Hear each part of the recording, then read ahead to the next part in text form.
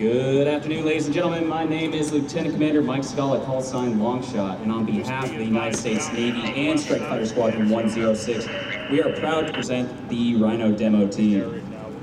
The demo flight profile you're about to witness highlights the mobility, versatility, and power of the most lethal carrier-based strike fighter aircraft in the world, the A-18F Super Hornet, nicknamed the Rhino. The aircraft performing today is the Foxtrot model, the two-seat variant of the Super Hornet. In today's demonstration, Lieutenant Tim Walsh, call sign Debbie from Weymouth, Massachusetts, and Weapons Systems Officer Lieutenant Joseph Rooney, call sign Beta from Troy, New York, will fly the F-18 to the edge of its operating envelope. During the show, aircrew will experience nearly 8 times the force of gravity, accelerate the speeds up to 700 miles per hour, and demonstrate the maneuvers being employed by naval aviators around the world, both in training and in combat.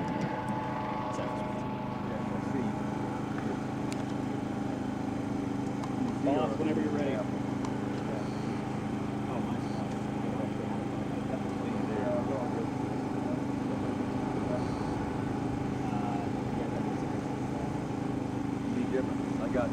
play different cuts? I don't have a phone. Yeah, so, I mean, I've got, you guys want different cuts, I did it for the F-35. Yeah, that's fine. I'll play what we got.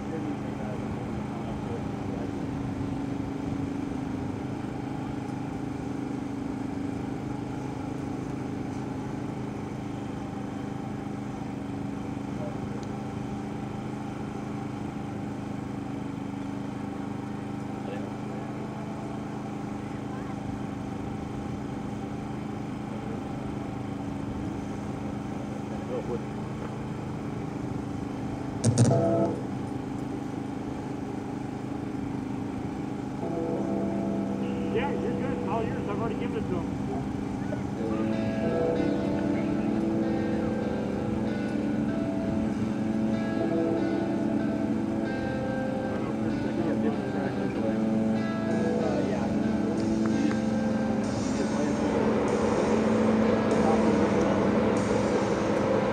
On takeoff, approaching from the left, watch as Debbie and Java are selecting Max afterburner execute.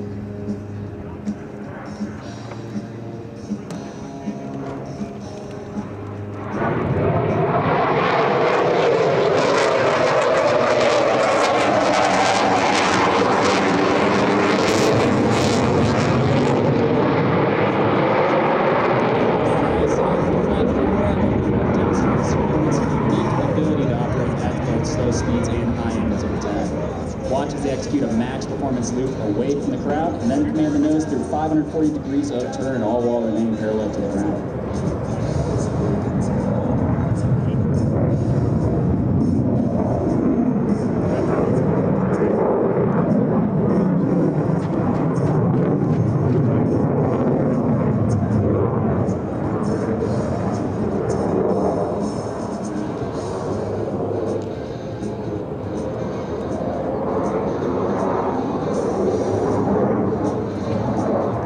Are now setting up for the minimum radius turn to tail stand. With max afterburner selected, aircrew will set 90 degrees angle of bank and hold 7.5 Gs for 360 degrees of turn. At the end of this min radius turn, aircrew will max perform to the vertical, followed by a negative 2G pushover to return to level in flight.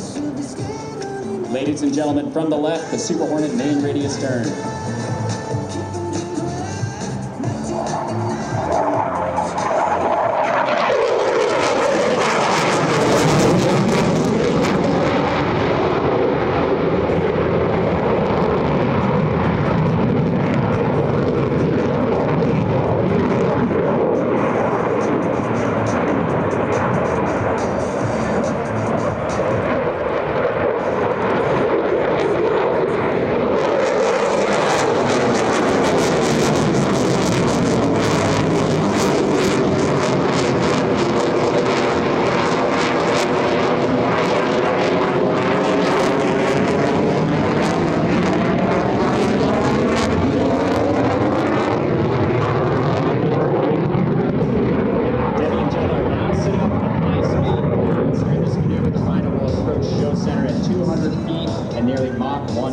the right-hand side, just under 750 miles per hour. And maximum afterburner, the two F-18's F-14 GE 400 engines combined to produce over 41,000 pounds of thrust while burning 60,000 pounds of fuel per hour.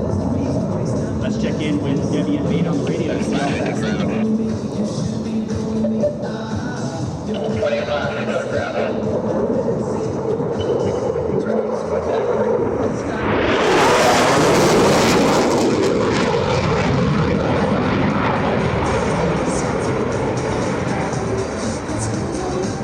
Currently in the pole and setting up the vertical pirouette, Debbie and Beta will first pull the aircraft into the vertical, and now they'll roll the canopy towards the crowd.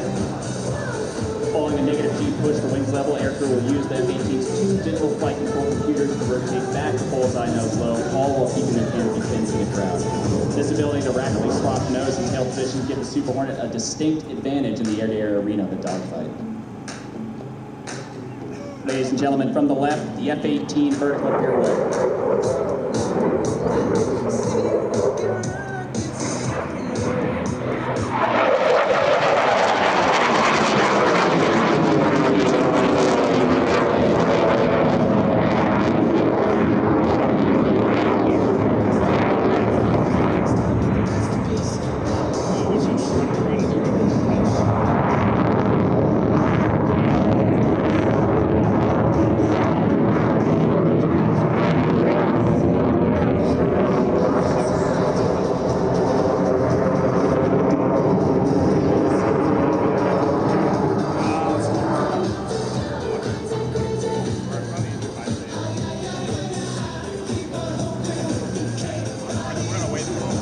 Debbie and Beta are now pushing out from the center.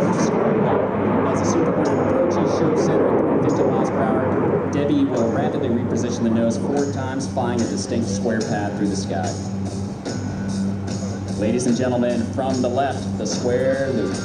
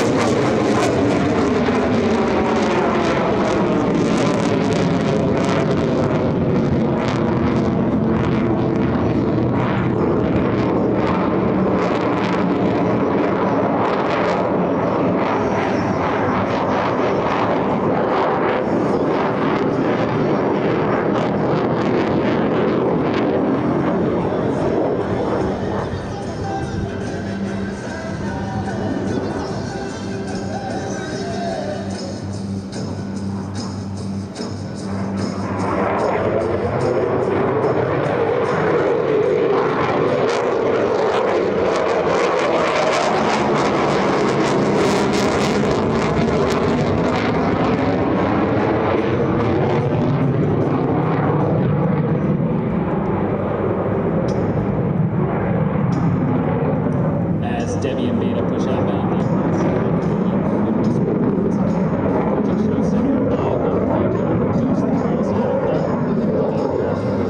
As they come into focus, note just how quiet the aircraft becomes as it passes by at nearly 500 miles per hour.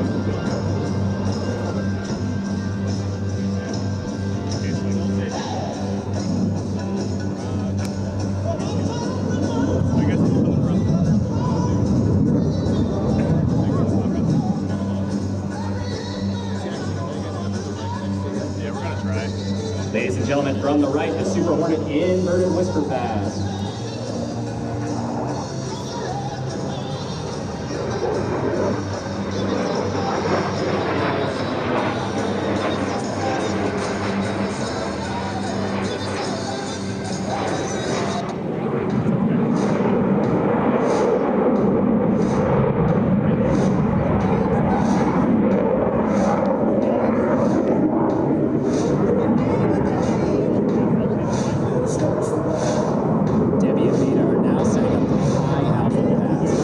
This maneuver will demonstrate the incredible slow speed handling characteristics of the Super Hornet. Few other aircraft in the world can attempt to maneuver at such a slow speed and a high angle of attack. However, the Rhino's digital flight control computers allow it to remain completely controllable, even at less than 110 miles per hour. 1v1 air combat arena, this ability to fly slowly is at a premium as it allows the Super Hornet to flush the enemy aircraft out in contact. to then fully fall on buckets of burn. Ladies and gentlemen, let's get back to the cockpit for another speed check. All right, Debbie Beta, how slow can you go? Speed out, but 130 up. 105 ground and 20 up.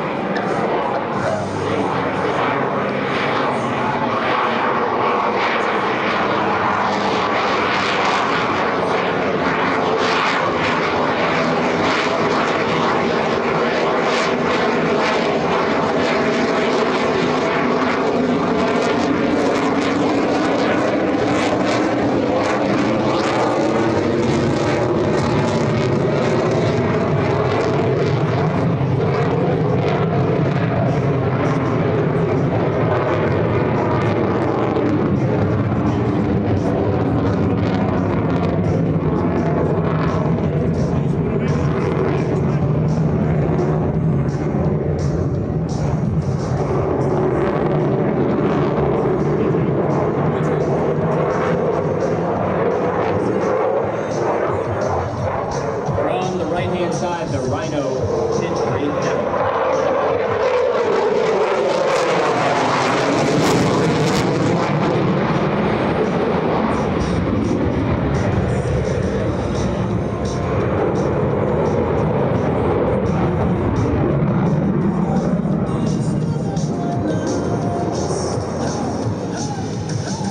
The job of a naval aviator is not complete until the aircraft is back aboard its floating home. We take great professional pride in our unique ability to land aboard a 100,000-ton U.S. Navy aircraft carrier. To land in an area 1/10 the length of a normal-sized runway, carrier aviators must touch down between 4 wires stretched across the deck.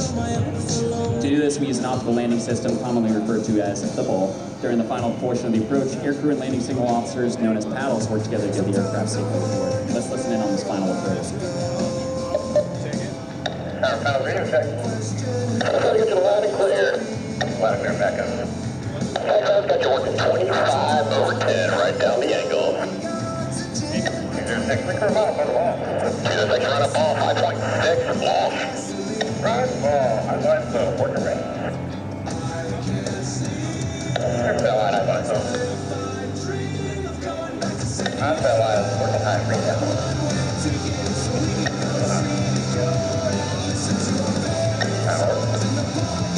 Power to catch. Turn back on. Bolter. Hook skin, bolter.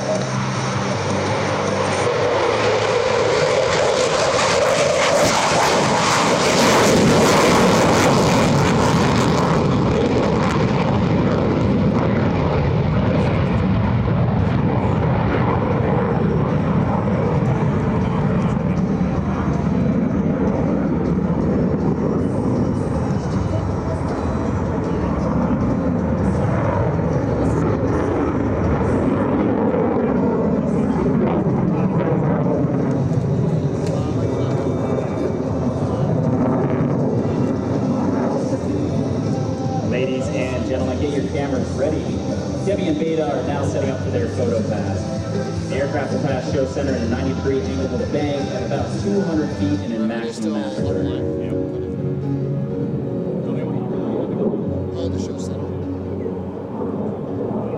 Ladies and gentlemen, from the right, the Super Hornet photo pass.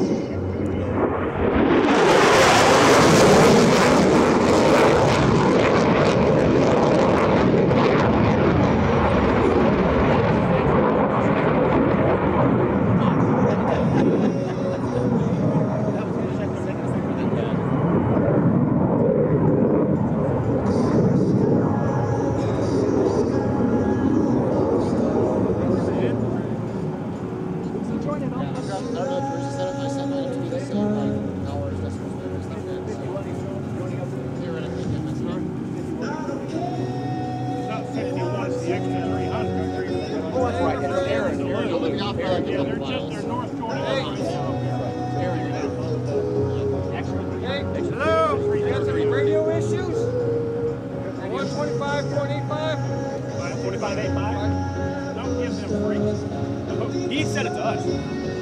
I was just repeating what he said.